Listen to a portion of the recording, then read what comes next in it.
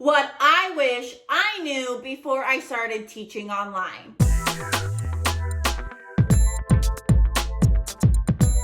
Hello everyone, my name is Alejandra Landano and welcome to my YouTube channel. On this channel, you find lots of different videos specifically about teaching and working online from home. Today, I'm going to share with you what I wish I would have known before I started teaching online. Let's get started. Okay, so the first thing I really want to talk about is that there are so many companies you can choose from when you're trying to start working and teaching online. Now, when you search YouTube or Google, you can find so many different legit online teaching companies. So my recommendation for new teachers, or something I wish I would have done, was a little bit more of research. Research those companies. You want to figure out, what are the requirements? Do you need a bachelor's degree or do you not? What is the pay like? Is there a set pay? Are you able to adjust and set your own pay? What's the cancellation policy like? What's the schedule like? Really look at the pros and cons of the company you want to work for. There are so many resources right now. I wish I would have done just a little bit more research before I applied to the companies I've worked for. Now, that brings me right to number 2, which is to use a referring coach. Or basically use someone or talk to someone that already works for that company. So the 3 companies I work for, Gogokid, Outschool, and Vipkid, I can refer people and then get some income back. Now, when I applied for some of these companies like Itutorgroup and Vipkid, I did not search for a referring coach or teacher because I didn't even know that was an option. So I wish I would have known that those referring teachers or those other people that already work for the company, they are actually there to help you. So take advantage of their free resources and their guides so you can go into the company and do the best on your interview. Now, this is just a side tip. My personal advice to you is before you pick a referring teacher, you email or leave a comment on one of their videos or one of their pictures and see if they actually reply back. I know for me personally, when I just recently applied to Gogokid, I used a referring teacher and I was looking for certain things. I wanted certain resources. I wanted to make sure that my referring coach would actually communicate with me. So before you pick a referring teacher, do a little bit of research and choose wisely. My next tip is to start out slow. Take it from me. Teacher burnout is real. So when you first start, you are probably so excited to be opening as many slots as you possibly can, regardless of what company you're working for, but you do want to take it slow. When you're looking at other teachers on social media, YouTube, or a friend, they probably have a little bit more experience than you might have had. So I always recommend do not jump full force into it, but take it slow, take it easy. Every week, increase your hours or increase the amount of classes you want to teach until you reach your goal. Also, a side note, when you are starting to feel a little bit burned out, take a step back if possible. That could simply mean just taking 1 or 2 days off a week, working a few less hours, but when you are not starting to enjoy teaching your classes as much, in my opinion, that is a sign you are very, very close to teacher burnout. So just remember, teacher burnout is real. Take it slow and try to develop a schedule that you will be able to manage in the long run. My tip number 4 is to find an encouraging friend or community to go through the process with. This could either be someone you know personally, a referring coach, or join a community. There are Facebook groups, depending on the company you work for. I recommend or do not recommend Facebook groups. You can also look on Instagram or reach out to different people on YouTube. But I really think going through the process is a lot less daunting intimidating, scary if you have a friend to go through it with. I know for me personally, me and one of my really close friends both applied to Itutorgroup and Vipkid at the same time.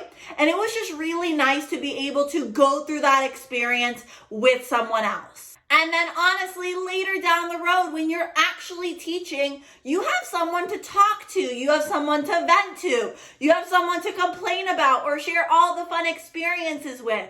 So I really recommend finding kind of like a teacher buddy or another online teacher friend, whether that's in different Facebook groups, different referring coaches, or like I said, someone you actually know personally.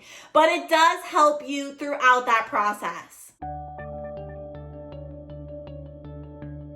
The next thing I want to talk about is that finding your teaching style or personality will take time. I know I get lots of comments in my emails, on Instagram, and even here on YouTube saying, "Oh, I love your high energy. You're such an awesome teacher."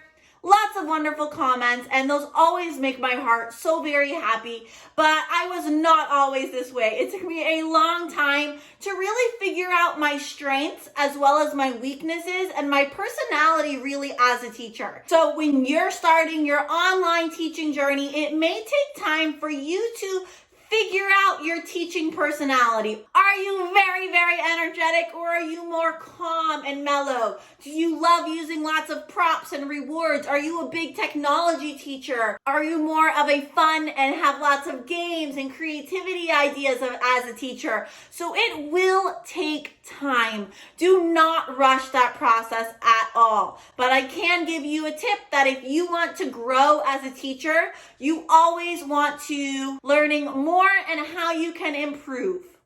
So I know for me personally, there's different workshops I like to do through the online companies I work for. I say that watching different YouTube videos and following certain people on Instagram really helped me develop as a teacher, but you always want to be learning and growing as a teacher. And if you're doing that, you will start to find your own teaching personality. Next, this is something I really wish someone would have told me, is that to start teaching online, you do not need a lot of things. Upgrade slowly. So if you look at my classroom, you can see, in my personal opinion, I feel like I have a lot. I am trying to be a minimalist, but at this point, I've already been an online teacher for 3 years, so I have collected quite a few supplies. Now, when I first started teaching online, all I had was my old laptop that I had from college, a small desk, a few things to decorate my classroom that I took from my brick and mortar classroom, and then a few whiteboards that I also took from my brick and mortar classroom, or I believe I also bought some from the Dollar Tree. But that was it. And I wish I had more pictures of my old classroom. I'll try to share some of them here, but these ones don't even compare to when I first started, because when I first started, I had nothing. Over time, as I found that, wow, I can actually make enough money working from home, I started to invest in different things. I started to invest in an iPad, which was my backup. I started investing in different lighting, a new computer, a stand-up desk. But all of that stuff took time. So my biggest advice for you is to upgrade slowly. Do not feel like you have to go and buy everything right away. And this is the downside, I guess you would say, if you are on Instagram or Facebook and you see other teachers posting their classrooms, you might start to compare your classroom to their classroom. But remember, you might be a brand new teacher and they might not be. So it is okay to have almost nothing when you're starting and upgrade slowly. And that actually leads to my next point, which is to never compare yourselves to other teachers. I know I really shouldn't say never, because you will probably do it in the back of your mind at times. I know personally I do it at times. I look at other teachers and I'm like, wow, how come my classes are not always fully booked like that? Or wow, that person has such a beautiful teaching space. I wish I could improve and spend more money on that. But when I find myself going through that hole, I quickly try to climb out of it because I know it does not do any good for me. And I know that my journey is different than possibly their journey. My next tip is that every class is not going to be perfect. You're even going to have some classes that you did a horrible job of teaching, and that is okay. That is really how you start to grow as a teacher. And I know personally, I've had quite a few experiences with that with Vipkid as well as Outschool. And it's okay. Remember, it is okay. You are not perfect. Your students are not perfect. So sometimes there's going to be classes and students that are just not perfect.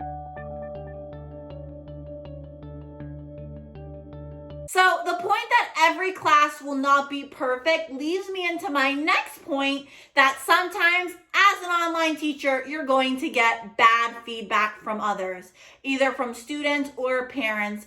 And I have gotten it from both Vipkid and Outschool. If I were to look at my Vipkid feedback, I have a few 2-star ratings, 3 stars. Some of them are invalidated and then some of them are not. And what I try to do is I try to learn from them. For example, let's say we're focusing on Vipkid and they say, your energy was a little low. Low energy. You can think, okay, was my energy kind of low? Possibly look at the playback and see, was I having an off day? How can I improve on that? So you're going to get bad feedback. You have to keep in mind, not every parent and student are going to click with you, and that's okay. You have to start to come to realize that it is okay, but try to learn from that bad feedback and really just try to grow as a teacher with it. It is definitely easier said than done. I know I struggle with it personally, but we do the best we can. And that really is one way you can grow and develop into a better teacher. My last tip is not to underestimate good communication with students and parents. What do I mean by this? Let's focus on students first. So if you're having classes with students, you want to show the student you actually care about them, build rapport. I have lots of different videos, especially about Vipkid, where I talk about the importance of building rapport with your students as a teacher. You also want to try to do the same thing with your parents. And this is just because when you're teaching online, this is really a business. You want to treat it like a business. You want to treat your customers respectfully, kindly, and nicely. And in my personal experience so far, I've noticed when I have good communication with my parents, I see positive results. Now, that wraps up my 10 tips. These are basically things I wish I would have known when I first started my online teaching journey. Like I said, I've been teaching online for a little over 3 years, and I am honestly loving the journey. It is so much fun, and I really love meeting veteran teachers as well as new teachers. If you want to be an online teacher, I definitely recommend you reach out. I would love to help you work for any company. Like I said, I work for Vipkid, Outschool, and Gogokid. If you are interested in any of those companies, definitely send me an email, and my application links will also be down below. Thank you so much for watching today, and I'll see you in my next video. Bye!